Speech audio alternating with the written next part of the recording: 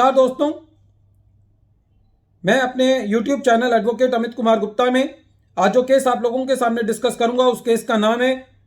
Confrontation of pharma dealers association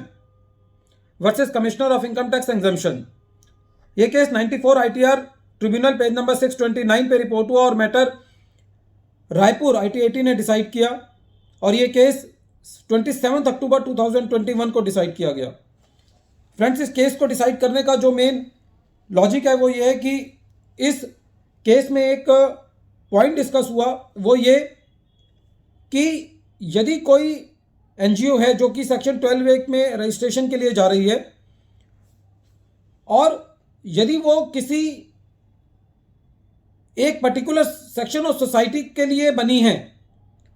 तो क्या उसको ये माना जाएगा कि वो होल मैनकाइंड के लिए बनी है? इस पर्टिकुलर केस के अंदर कुछ फार्मा डीलर्स ने एक एसोसिएशन बनाई और उसको 12(a) में रजिस्ट्रेशन कराया। उन्होंने पैसा कंट्रीब्यूट किया जिससे लैंड ली गई, उस लैंड को डेवलप किया गया और फिर उस लैंड को उन जो भी उस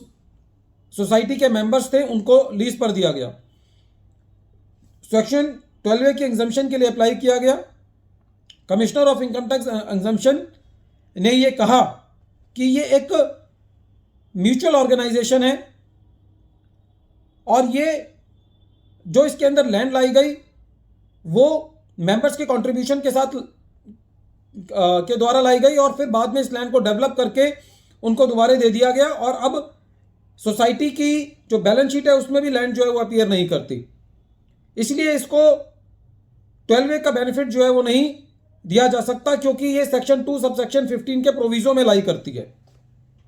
और ये कह करके उन्होंने जो है वो इसको एग्जम्पशन नहीं दिया कि ये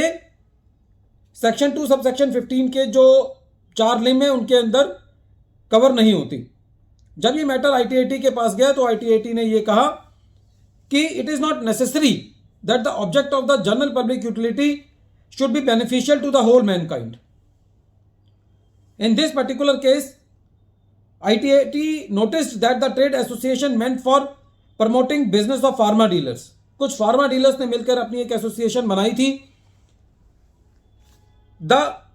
main object was to give the benefit to the traders who were the members of the society and to educate them about the various concepts of the pharma, to make them better citizen of India and to educate them. The endeavors of the assessee society was tantamount to advancement of public utility. IT-80 ने ये पाया कि जो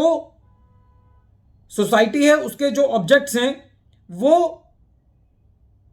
public utility के लिए जो है advancement of public utility के लिए हैं।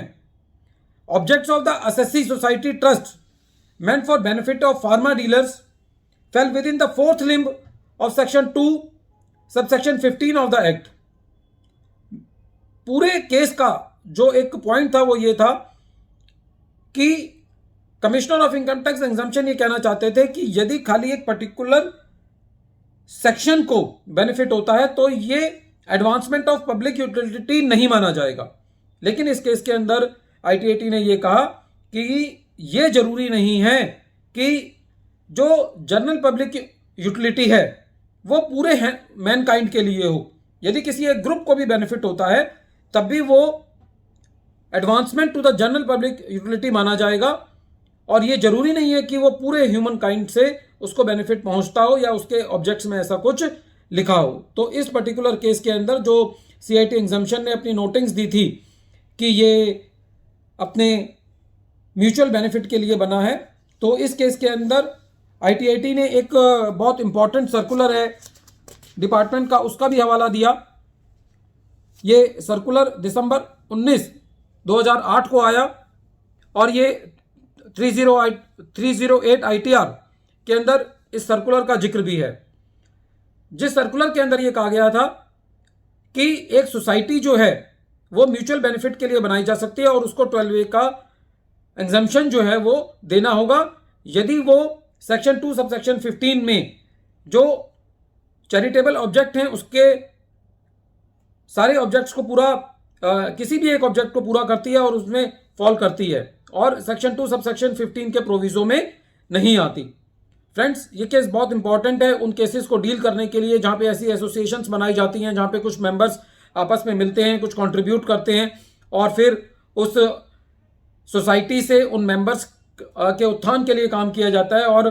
उन मेंबर्स को एक बेनिफिट मिलता है, चाहे वो एजुकेशन के रूप में हो, चाहे वो अच्छा नागरिक बनने के उसमें हो, चाहे वो एक जैसा इस केस में फार्मा था। फार्मा एक ऐसी